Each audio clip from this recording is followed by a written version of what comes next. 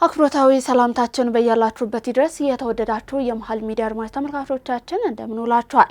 ለዛሬ ለተሰኞ ወደ እናንተ እንዲደርሱ የተመራረጡትን የቀን መረጃዎቻችንን ይዘንላችሁ ቀርበናል። በቅድሚያም በትረሳ ጉዳዮች ድንጋይ በወረወሩ እናቶች ላይ እርምጃ እንወስዳለን ሲሉ የመቀሌ ከተማ ከንቲባ ተናገሩ። በዚህ ርዕሰ ጉዳይ ዙሪያ ዝርዝር ጥንቅርን ይዘናል። አብራችሁን ከቆያችሁ ይደርሳችኋል። የሰላም አማራጭን የተቀበሉ ታጣቂዎች እጃቸውን ሰጡ። በሰሜን ወሎ ዞን ራያ ቆቦ ከተማ ዙሪያ ታጥቀው ሲንቀሳቀሱ የነበሩ እንዲሁም የሰላም አማራጭን የተቀበሉ ታጣቂዎች እጃቸውን ሰጥተዋል። ዝርዝር ዘገባን ይዘናል።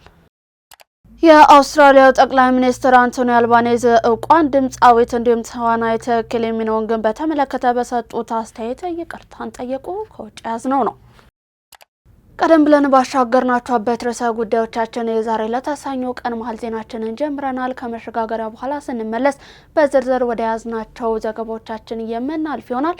ዜናውን ላይክና ሼር፣ ሚዲያችንን ሰብስክራይብ እያደረጋችሁ ዜናውን ተጀምሮ ዘንድ የአክብሮት ግብዣችን ነው። በመሃል ሲኤምሲ አፍሪካ ኮንቬንሽን ሴንተር ፊት ለፊት ዘመናዊ ኮምፓውንድ መኖሪያ መንደር ከድሪም ቢውልደርስ ሪል ስቴት በ10% ቅድመ ክፍያና እስከ 50% የባንክ ብድር ከ73 ካሬ እስከ 165 ካሬ አማራጭ 100% አንድ ጊዜ ለሚከፍል ደንበኛ አንድ መኝታ በ73 ካሬ 5.3 ሚሊዮን ብር ሙሉ ክፍያ፣ ሁለት መኝታ በ106 ካሬ 7.8 ሚሊዮን ብር ሙሉ ክፍያ፣ 3 መኝታ 136 ካሬ 9.9 ሚሊዮን ብር ሙሉ ክፍያ። ቀስ ብለው ባታ ሂደት ለሚከፍሉ ደንበኞች አንድ መኝታ በ73 ካሬ 720 ሺህ ብር ቅድመ ክፍያ፣ ሁለት መኝታ በ106 ካሬ 1 ሚሊዮን ብር ቅድመ ክፍያ፣ 3 መኝታ 136 ካሬ 1.3 ሚሊዮን ብር ቅድመ ክፍያ። የካሬ ዋጋ ከ73000 እስከ 98888 ብር ብቻ። በውስጡ ባለ 5 ኮከብ ሆቴል፣ ዘመናዊ መኪና ማቆሚያ፣ 4 ሊፍት፣ ስታንድ ባይ ጄኔሬተር፣ ኢንዶር እና አውትዶር መዋኛ ገንዳ፣ የመሮጫ ትራክ፣ የልጆች ጋርደን እና 4000 ካሬ የዌልነስ ሴንተር እስከ 30% ቅናሽ ያገኙ። አሁኑን ይደውሉ። ድሪም ቢውልደርስ ሪል ስቴት። ድንጋይ በወረወሩ እናቶች ላይ እርምጃን እንወስዳለን ሲሉ የመቀሌ ከተማ ከንቲባ ተናገሩ። ዝርዝር ሀሳባቸው እንደሚከተለው ይቀርባል። በመቀሌ ከተማ በቅርቡ በተቀሰቀሰ ድንገተኛ ተቃውሞና በማህበራዊ ሚዲያዎች ላይ በስፋት በተሰራጨ ተንቀሳቃሽ ምስል ዙሪያ የመቀሌ ከተማ ከንቲባ አቶ ኃይሌ አረጋዊ በሰጡት አስቸኳይ መግለጫ ጠንከር ያለ ማስጠንቀቂያን አስተላልፈዋል። ከንቲባው በከተማዋ ሰላምና ጸጥታ እንዲሁም በወቅታዊ የፖለቲካ ጉዳዮች ላይ ባተኮረው መግለጫቸው በድርጊቱ ላይ ተሳትፈዋል ባላቸው ወገኖች ላይ ሕጋዊ እርምጃ እንደሚወሰድ አረጋግጠዋል። ጉዳዩ የጀመረው ሰሞኑን በመቀሌ ከተማ ልዩ ስሙ ቀበሌ 05 ተብሎ በሚጠራው አካባቢ በተፈጠረ ክስተት ነው። በማህበራዊ ሚዲያ ገጾች ላይ በስፋት እየተሰራጨውና የብዙዎችን ትኩረት እየሳበው ቪዲዮ እንደሚያሳየውም በርካታ ወጣቶች በግዳጅ ታፍነው ወደ ማሰልጠኛ ጣቢያ እየተወሰዱ ነው የተባለለትን የህዝብ ማመላለሻ አውቶቡስ በርካታ እናቶች እንዲሁም የአካባቢው ነዋሪዎች ከቦት ይታያሉ። በቪዲዮ ላይ እናቶች ልጆቻቸውን ለማስጣል በከፍተኛ ድምጽ ሲጮሁ፣ ሲቃወሙና አልፎ ተርፎም በአውቶቡሱ ላይ ድንጋይ ሲወረውሩ በግልጽ ይስተዋላል። ይህ ድርጊት በማህበራዊ ሚዲያ ተጠቃሚዎች ዘንድ ከፍተኛ ክርክር እንዲሁም ስሜትን እየቀሰቀሰም ሆኗል። የመቀሌ ከተማ ከንቲባ አቶ ኃይሌ አረጋዊ በሰጡት መግለጫም ድርጊቱ በማህበራዊ ሚዲያ ላይ እንደሚወራው የወጣቶች መታፈን ጉዳይ አለመሆኑን አስተባብለዋል።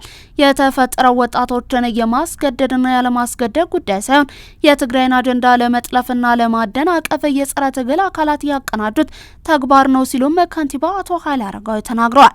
ከንቲባው አክለውም በከተማ ውስጥ ህዝባዊ አንድነትን ለመሸርሸር የሚሰሩ የተደራጁ የሴራ አካላት እንዳሉ ጠቁመው በቀበሌ 05 የተከሰተው ድርጊት የዚሁ አፍራሽ እንቅስቃሴ ዋነኛ ማሳያ ነው ብለዋል። በነዋሪዎች መካከል የፖለቲካ አመለካከት ልዩነት ሊኖር እንደሚችል የገለጹት ከንቲባው ነገር ግን የትግራይን ህዝብ ጥቅምና ደህንነትን አደጋ ላይ የሚጥሉ አካላትን እንደማይታገሱ አስገንዝበዋል።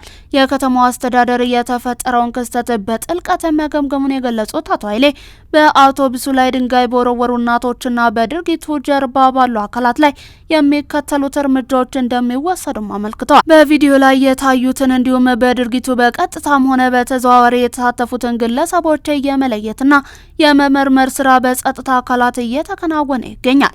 በህግ ጥላ ስር የመጠለል መብት የለም ያሉት ከንቲባው ምርመራው ሲጠናቀቅ ጥፋተኝነታቸው በተረጋገጠባቸው ወገኖች ላይ ጠንካራ ህጋዊ እርምጃ እንደሚወሰድም አስታውቋል።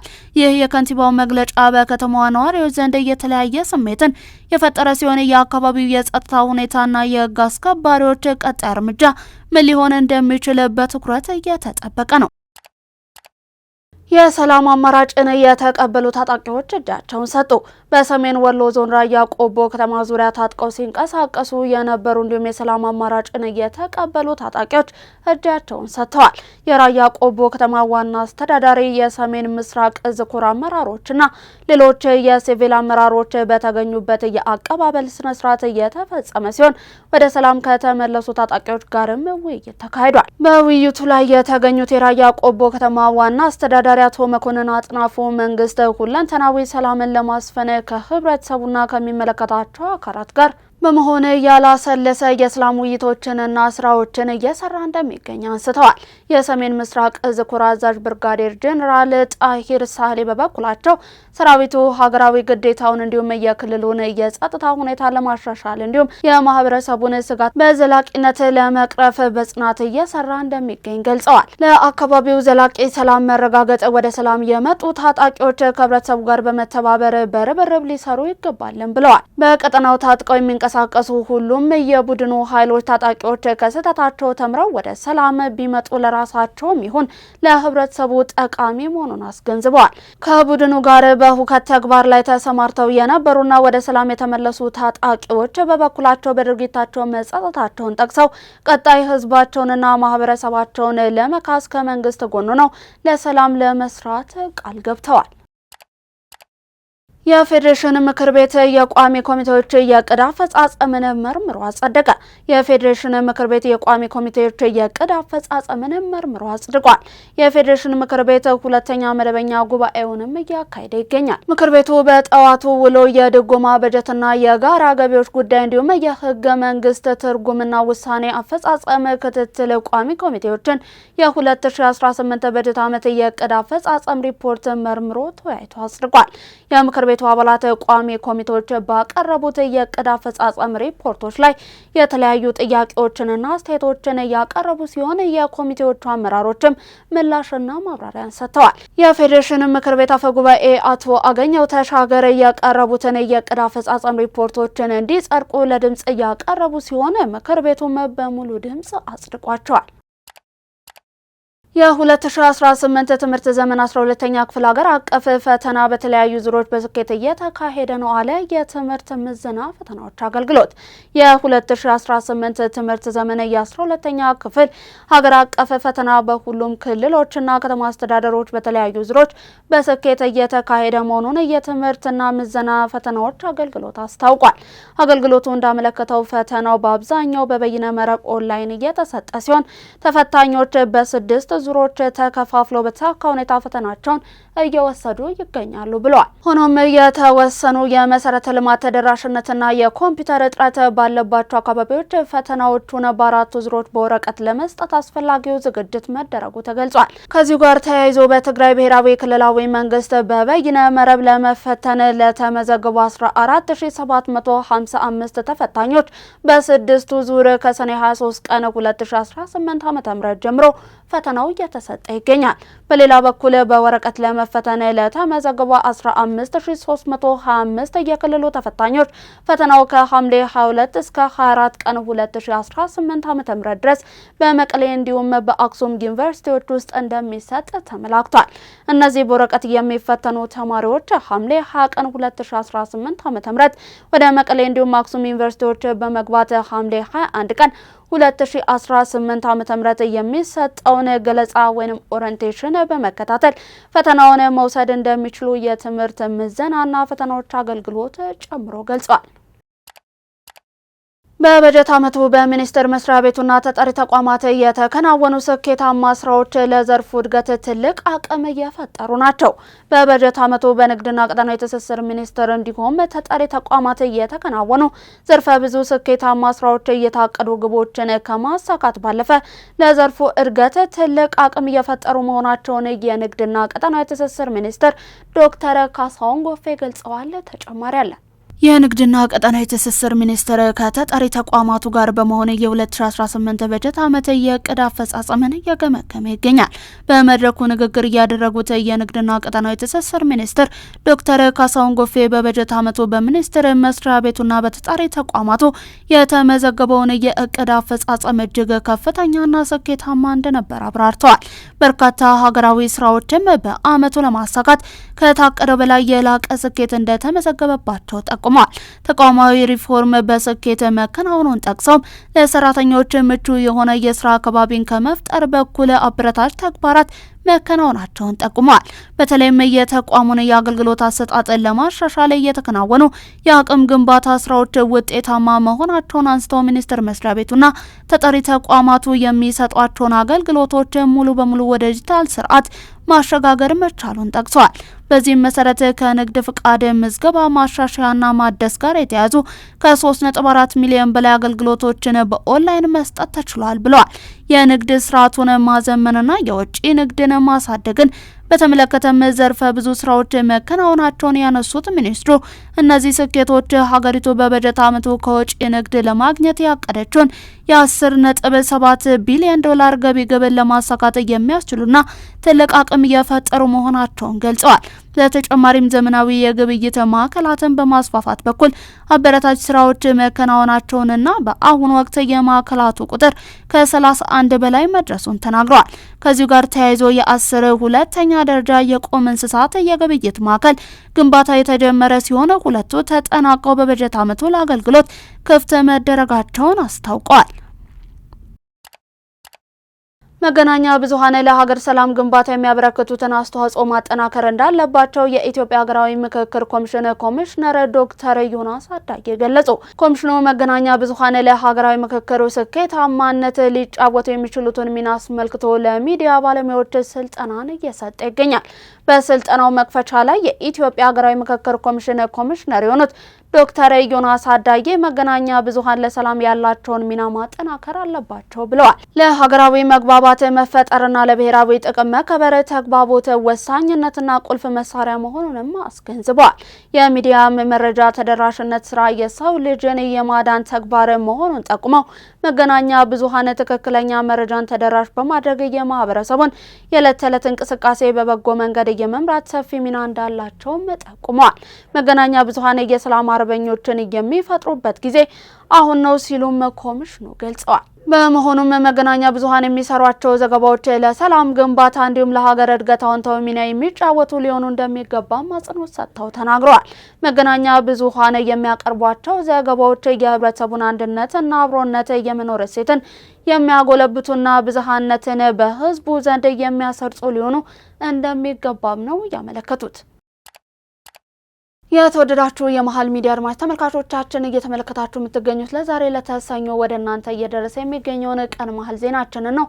አሁን ደግሞ ከባህር ማዶ ወደ ያዝናቸው እናልፋለን። በመሃል ሲኤምሲ አፍሪካ ኮንቬንሽን ሴንተር ፊት ለፊት ዘመናዊ ኮምፓውንድ መኖሪያ መንደር ከድሪም ቢውልደርስ ሪል ስቴት በ10% ቅድመ ክፍያና እስከ 50% የባንክ ብድር ከ73 ካሬ እስከ 165 ካሬ አማራጭ 100% አንድ ጊዜ ለሚከፍል ደንበኛ አንድ መኝታ በ73 ካሬ 5.3 ሚሊዮን ብር ሙሉ ክፍያ፣ ሁለት መኝታ በ106 ካሬ 7.8 ሚሊዮን ብር ሙሉ ክፍያ፣ 3 መኝታ 136 ካሬ 9.9 ሚሊዮን ብር ሙሉ ክፍያ። ቀስ ብለው በግንባታ ሂደት ለሚከፍሉ ደንበኞች አንድ መኝታ በ73 ካሬ 720 ሺህ ብር ቅድመ ክፍያ፣ ሁለት መኝታ በ106 ካሬ 1 ሚሊዮን ብር ቅድመ ክፍያ፣ 3 መኝታ 136 ካሬ 1.3 ሚሊዮን ብር ቅድመ ክፍያ። የካሬ ዋጋ ከ73000 እስከ 98888 ብር ብቻ። በውስጡ ባለ 5 ኮከብ ሆቴል፣ ዘመናዊ መኪና ማቆሚያ፣ 4 ሊፍት፣ ስታንድ ባይ ጄኔሬተር፣ ኢንዶር እና አውትዶር መዋኛ ገንዳ፣ የመሮጫ ትራክ፣ የልጆች ጋርደን እና 4000 ካሬ የዌልነስ ሴንተር እስከ 30% ቅናሽ ያገኙ። አሁኑን ይደውሉ። ድሪም ቢውልደርስ ሪል ስቴት። ኤአይ የሚያስከትለውን አደጋ ለማስቀረት በሕግ መመራት አለበት አሉ አንቶኒዮ ጉተሬዝ። የሰው ሰራሽ አስተውሎት በተለይም በህፃናት ላይ ሊያስከትለው የሚችለውን አሉታዊ ተጽዕኖ ለማስቀረት በሕግ መመራት እንዳለበት የተባበሩት መንግስታት ዋና ጸሐፊ አንቶኒዮ ጉተሬዝ አሳስበዋል። ዋና ጸሐፊው ይህንን ያሉት በሰው ሰራሽ አስተውሎት ኤአይ ቴክኖሎጂ ዙሪያ በመንግስታት ደረጃ ለመጀመሪያ ጊዜ በጄኔቫ በተካሄደው ዓለም አቀፍ መድረክ ላይ ነው። ቴክኖሎጂ የዓለምን ኢኮኖሚ፣ ምርጫ፣ የስራ እድል እንዲሁም የጸጥታና ደህንነት ሁኔታን የመወሰን አቅም እንዳለው ገልጸው ነገር ግን ቴክኖሎጂውን የሚጠቀሙ ሰዎች ጭምር ሊቆጣጠሩት በማይችሉት ፍጥነት እያደገ ነው ሲሉ ስጋታቸውን አጋርተዋል። የሰው ሰራሽ አስተውሎት ቴክኖሎጂ የሚያበረክተው አዎንታዊ አስተዋጽኦ ይበልጥ እንዲጠናከርና በተለይም በህፃናት ላይ ሊያስከትል የሚችለውን አደጋ ለማስቀረት የሚመራበት ዓለም አቀፍ ህግ ተግባራዊ መሆን እንዳለበት አጽንኦት ሰጥተዋል። መድረኩ የሰው ሰራሽ አስተውሎት ቴክኖሎጂ የሚያስከትለውን ጉዳት ለማስቀረትና መልካም እድሎችን በአግባቡ ለመጠቀም የሚያስችሉ ህጎች በሚዘጋጁበት ሁኔታ ላይ እንደሚመክርም ሮይተርስ ዘግቧል። 40 አባላት ያሉት የባለሙያዎች ቡድን በቴክኖሎጂ ትግበራ ዙሪያ ባከናወነው ጥናት መሰረት ሳይንሳዊ ግኝቶች በመድረኩ ላይ ማቅረቡም ነው የተገለጸው። የአውስትራሊያው ጠቅላይ ሚኒስትር አንቶኒ አልባኔዝ እውቋን ድምጻዊ እንዲሁም ተዋናይት ኬሊ ሚኖንግን በተመለከተ በሰጡት አስተያየት ይቅርታን ጠየቁ። ጠቅላይ ሚኒስትሩ አስተያየቱን እየሰጡት በአንድ ፖድካስት ላይ ባደረጉት ቃለ ምልልስ ነበር። ጠቅላይ ሚኒስትሩ ከኮሜዲያን ኒክ አስቦን ጋር በቡሽ ዲፕ ፖድካስት ባደረጉት ቆይታ ከተዋናይቷ ጋር የተጋቡ እንደሆነ ተጠይቀው ነበር። የ20 ደቂቃ ርዝማኔ ባለው በዚህ ቃለ ምልልሳቸው ላይ ጠቅላይ ሚኒስትሩ መጀመሪያ ላይ ጥያቄውን ላለመመለስ ሞክረው ነበር። ኋላ ላይ ግን በሚገባ በሚል ምላሽን ሰጥተዋል። አልባኔዝ በዚህ ንግግራቸው የውግዘት ውርጅብኝ ያስተናገዱትም ወዲያውኑ ነበር።